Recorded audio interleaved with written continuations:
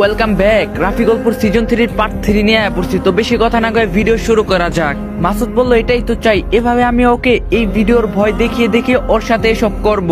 মাসুদের বন্ধু বলল তা কতদিনই বা করবি, কয়দিন পর তো তোদের বিয়ে, এসব কি আর তখন চলবে? মাসুদ বলল বিয়ে? কে কাকে বিয়ে করছে? তখন মাসুদের বন্ধু বলল কেন, তোর আর মিমের না বিয়ে, তোর সাথে না মিমের এঙ্গেজমেন্ট হয়েছে? মাসুদ বলল তোরাও যে কি বলিস, আমি ওকে বিয়ে করব? আমি তো ওকে ব্যবহার করে টিস্যুর মতো ফেলে দিব, আর আমি ওকে বিয়ে না করলেও ও শুধু আমার কথাই উঠবে আর বসবে, বুঝলি? মাসুদের বন্ধু বলল বন্ধু, তোমার মাথায় যে এত শয়তানি বুদ্ধি তা তো আগে চিন্তা করিনি, তোমার একটু পায়ের ধুলা দাও তো দেখি। মাসুদ বলল আচ্ছা থাম, পরে পায়ের ধুলা নিস, যা এখন গিয়ে আরো এক বোতল মদ নিয়ে আয় তো। এভাবে তারা কথা বলছিল, তখনই মাসুদ দেখে যে একটা সুন্দরী মেয়ে তার পাশ দিয়ে হেঁটে চলে গেল। তারপর মাসুদ সেই মেয়ের পিছন পিছন যেতে শুরু করলো, আর এটা সেই মেয়ে বুঝতে পেরে পিছনে ঘুরে তাকিয়ে বলল আপনার সমস্যা কি, আপনি এইভাবে আমার পিছু কেন নিচ্ছেন? মাসুদ বলল কোথায় পিছু নিলাম সুন্দরী, আমি কি তাহলে মিথ্যা কথা বলছি? আবার যদি আমার পিছু নিন তাহলে কিন্তু ভালো হবে না। মাসুদ বলল আচ্ছা তাহলে সত্যি কথা বলে ফেলি, তোমাকে না আমার পছন্দ হয়েছে সুন্দরী, বলো তোমার কি চাই? তখন মেয়েটি বলে আমাকে দেখে কি অমন মেয়ে মনে হচ্ছে আপনার, অভদ্র লোক? তখন মাসুদ বলল ওরে বাবারে, এসেছে নাইট ক্লাবে, আবার বলে উনি নাকি ধোয়া তুলসী পাতা। তখন মেয়েটি বলে আরেকটা যদি কথা বলেন তবে কিন্তু। তখন মাসুদ বলে তবে কিন্তু কি করবে সুন্দরী? তখন মেয়েটি ঠাস ঠাস করে দুইটা থাপ্পড় মারে, আবার বলে আরো কি করতে পারি তা ভালো করেই বুঝবি। মাসুদ কেমন থাপ্পড় দেওয়ার পর সেখানে একটা মেয়ে বলতে শুরু করলো রিদি তুই আবার কি শুরু করলি, চল এখান থেকে। এই বলে রিদি সেখান থেকে চলে গেল, আর মাসুদ তা দাঁড়িয়ে দাঁড়িয়ে দেখলো রিদি কেন আবার ফিরে আসলো। তার কারণ তো আপনারা পার্ট 2-তে জানতে পারছেন, আর সে কেনই বা এই গল্পে আবার ফিরে আসলো তাও আগামী পর্বগুলোতে জানতে পারবেন। আর বলে রাখি গল্পের শুধু পার্ট 2-তে কিছু খারাপ খারাপ কথা এসেছে, হয়তোবা কোথাও বেশি বলে ফেলেছি, প্লিজ মনে কিছু নিবেন না। আর গল্প কখনোই বাস্তব রূপে দিবেন না, এটা শুধু একটা বিনোদন দেওয়া মাত্র, এর চেয়ে বেশি কিছু না। চলো গল্পতে ফিরা যাক। এদিকে রাফি তখন থেকে সেই একটা চিন্তাই করছে, তাহলে কি আসলে রাফি কোনো ভুল জায়গায় এসেছে? হঠাৎ করে রিয়াজ দৌড়ে এসে বলল দেখো আমাদের বাসায় কে এসেছে। রাফি বলল কে এসেছে? রিয়াজ বলল আমার দাদা দাদি এসেছে, তাই তো তোমাকে আগে বলতে আসলাম। রিয়াজের মুখে এমন কথা শুনে রাফি আরো ভীষণ চিন্তিত হয়ে পড়ল, কারণ সে যদি রিয়াজের দাদা দাদি হয় তার মানে তো রাফিরও মা বাবা।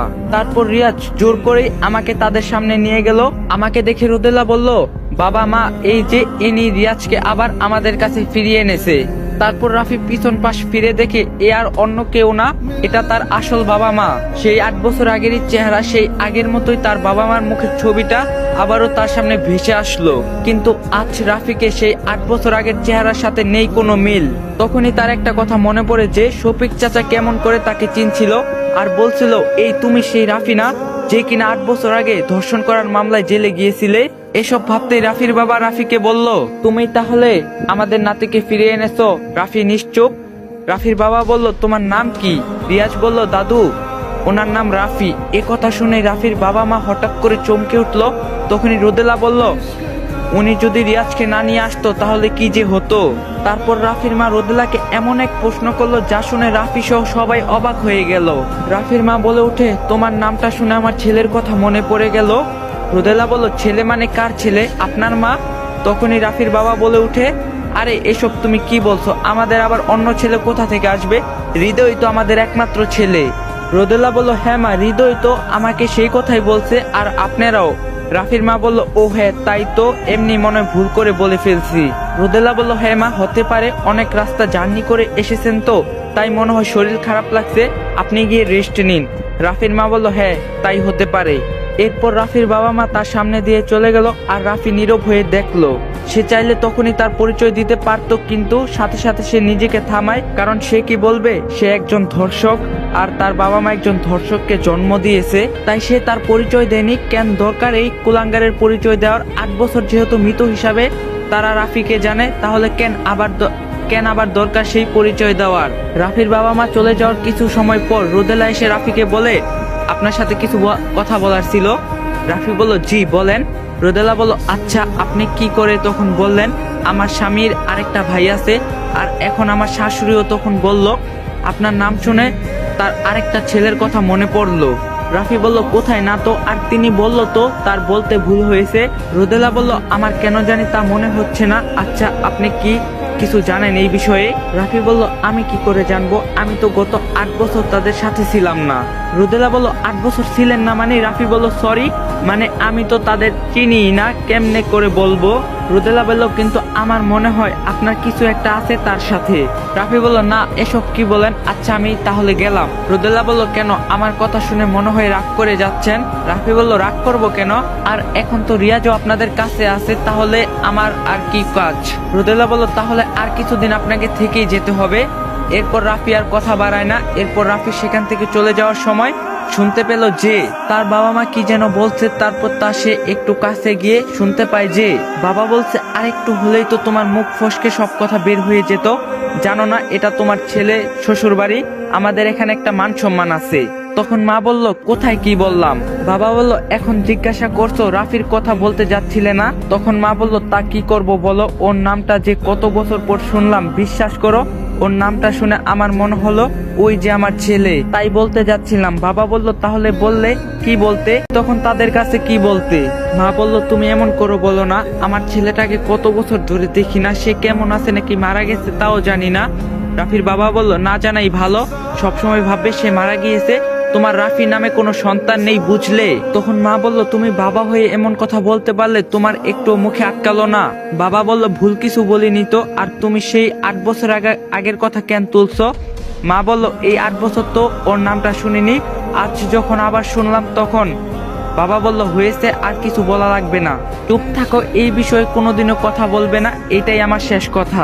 রাফি এগুলো শুনে তার মনে আর কোনো সন্দেহ থাকলো না যে এটাই তার বাবা আর এটাই তার মা। আর তার বাবার কথা শুনে সত্যি খুব খারাপ লাগলো। তারা আজও তাকে সেইভাবে চিনে যেভাবে 8 বছর আগে চিনানো হয়েছিল। এদিকে মিম বারবার শুধু রাফির কথাই ভাবছে, সে এখন কোথায়, সে ভালো আছে তো, নাকি সে সত্যি আমার উপর রাগ করছে। তখনই মিমের মা তার কাছে আসে আর তাকে দেখে বলে, কি এত কিছু ভাবছিস? মিম বলল, কোথায় কিছু না তো। মিমের মা বলল, তোর হাতে ওটা কি দেখি তো। মিম বলল, না মা, তেমন কিছু না। মিমের মা বলল, তাহলে যে দেখছি কাল থেকে শুধু একটা কাগজই পড়ছিস, সবসময় চুপ করে থাকিস আর ওই বারবার ওই কাগজটাই পড়িস। মিম বলল, না মা, এমনি পড়ি, ভালো লাগে তাই। মিমের মা বলল, তাই তো বলছি, কি আছে ওই কাগজে দেখি তো। মিম বলল, না মা, কিছু নেই। মিমের মা বলল, আমার কাছ থেকে কিছু লুকাইতাছো? মিম বলল, কি লুকাবো বলো, তোমরা তো সব কথাই তো মেনে নিয়েছো, আবার কি? মিমের মা বলল, আচ্ছা বলো তো, মাসুদ তখন তোমাকে কেন জোর করছিল? মিম বলল, তখন তো তোমার সে বললই। মিমের মা বলল, আমি তোমার মুখ থেকে শুনতে চাই। মিম বলল, কি শুনবে? মাসুদ যা বলল তাই। মিমের মা বলল, না, আমার মনে হয় সত্যি করে বলতো আসলে কি হয়েছে। তখনই মিম কাঁদতে কাঁদতে তার মাকে জড়িয়ে ধরে বলে, মাসুদ আমাকে তার সাথে জোর করে শারীরিক সম্পর্ক করতে বলে, আর সে আমাকে অনেক মারধরও করে মা, আর তার কথা না শুনলে সবসময় আমাকে মেরে ফেলার হুমকি দেয়, আর আমি বাধ্য হয়ে তা সব কথাই মেনে চলি।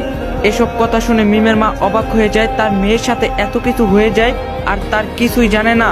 তখন মিমের মা অনেক রেগে বলে, মাসুদের এত বড় সাহস, সে আমার মেয়ের সাথে এত নীচ মানসিকতার কাজ করে, আজ তার একদিন বা আমার একদিন। তখনই মিম তার মাকে এমন কথা বলে যা শুনে তার মা হতভম্ব হয়ে যায়। মিম বলল, না মা, ভুলেও এমন করতে যেও না, সেদিন আমার জন্মদিনের দিন ছিল, ও আমার সাথে জোর করে শারীরিক সম্পর্ক করে, আর তার ভিডিও সে করে রেখেছে, আর সে বলছে আমি যদি তার কথা না শুনি বা এসব কাউকে বলি তাহলে সে এই ভিডিও ইন্টারনেটে ছেড়ে দিবে, তখন আমার কি হবে মা? মিমের মা নিশ্চুপ। মিম বলল, তুমি বলো এখন আমি কি করব? এদিকে আছে আমার সম্মান, আরেক দিকে আছে আমার ভালোবাসা, আমি রাফিকে অনেক ভালোবাসি। মিমের মা বলল, তাহলে তুই এখন কি করবি? মাসুদকে তো তাহলে তোর বিয়ে করতেই হবে। মিম বলল, না, আমি ওকে কখনোই বিয়ে করব না, আমি কোনো অমানুষকে কখনোই বিয়ে করব না, ও একটা জানোয়ার, শুধু আমার শরীরটাকে ভোগ করবে। মিমের মা বলল, তুই এমন পাগলামি করিস না, এখন যদি এসব সবাই জানতে পারে তাহলে আমাদের কি হবে বল? তখন মিম বলে, আমি আগেই বলছিলাম আমি রাফিকে ভালোবাসি, তাই আমি বিয়ে করলে শুধু তাকেই করব। আর তোমরা কি মনে হয় মাসুদ আমাকে বিয়ে করবে? না, সে কখনোই আমাকে বিয়ে করবে না, সে শুধু আমার শরীরটাকে ভোগ করবে, আমার উপর নির্যাতন করবে। এই কথাগুলো শুনে মিমের মা ভাবতে থাকে, তাহলে কি তার মেয়ের জন্য নিজ থেকে খাল কেটে কুমির আনলো? তাহলে যদি মিমের এ কথা সত্যি হয় তাহলে তার মেয়ের কি হবে। এদিকে দেখতে দেখতে অনেক রাত হয়ে গিয়েছে আর মাসুদও মিমদের বাসায় ফিরে এসেছে। আর মাসুদকে দেখে মিমের মা বলল, মাসুদ এই দিকে আসো, একটু তোমার সাথে কথা আছে আমার। মাসুদ বলল, বলেন। মিমের মা বলল, তুমি কালকেই মিমকে বিয়ে করবে। মাসুদ বলল, বিয়ে করব মানে? মিমের মা বলল, মানে হচ্ছে কাল তুমি মিমকে বিয়ে করবে, আর তা কাজী অফিস গিয়ে হলেও, বুঝলে? মাসুদ বলল, আমি মিমকে বিয়ে করব কেন? মিমের মা বলল, কেন বিয়ে করবে মানে? তোমার ওর সাথে এঙ্গেজমেন্টও হয়েছে আর এখন বলছো কেন তুমি মিমকে বিয়ে করবে? মাসুদ বলল, এঙ্গেজমেন্ট হলেই কি বিয়ে করতে হয়? কোথাও কি এমন লেখা আছে? মিমের মা বলল, তাহলে তুমি কি বলতে চাচ্ছ? মাসুদ বলল, আমি মিমকে বিয়ে করতে পারবো না। মিমের মা তখনই ঠাস ঠাস করে 2টা থাপ্পড় মারে আর আমার মেয়ের ইজ্জত নিয়ে খেলা করে এখন বলছো তাকে বিয়ে করতে পারবে না।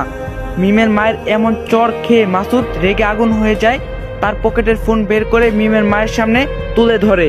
মিমের মা তা দেখে তার পায়ে থেকে মাটি সরে যায়। এ তো তার মেয়ের নগ্ন শরীর, উপরে মাসুদের অমানসিক নির্যাতনের ভিডিও। নিজের মেয়ের এমন অবস্থা দেখে মিমের মা আর চোখের পানি আটকে রাখতে পারলো না। আর সে কাঁদতে কাঁদতে মাসুদকে বলে, আমি তোমাকে এত বিশ্বাস করতাম আর তুমি তার এই প্রতিদান দিলে। তোমার এসব কাজ করতে একবার বিবেক আটকালো না? মাসুদ বলল, তা বিশ্বাস করতে কে বলছে? আর সবকিছু যেহেতু জেনেই গিয়েছেন তাহলে মুখ বন্ধ রাখুন, না হলে কি করতে পারি তা ভালো করেই বুঝতে পারছেন। এই বলে মাসুদ মিমের মায়ের সামনে থেকে চলে যায়। এদিকে রাতে খাওয়ার সময় রোদেলাকে রাফির বাবা বলে উঠে, বৌমা, আমার তো অনেক বয়স হলো, তাই এখন চাচ্ছিলাম যে আমার তো আর কোনো সন্তান নেই, তাই আমার সম্পত্তি হৃদয় আর তোমার নামে লিখে দিতে চাই। আসসালামু আলাইকুম গাইস, পার্ট 3 আপনাদের কাছে কেমন লাগছে অবশ্যই কমেন্টে বলবেন। আর ভিডিওটা যদি ভালো লাগে একটা লাইক দিয়ে যাবেন, চ্যানেলে নতুন না থাকলে চ্যানেলটা সাবস্ক্রাইব করে দিবেন। তো আজকের ভিডিও এই পর্যন্তই ছিল। সবাই ভালো থাকবেন, সুস্থ থাকবেন।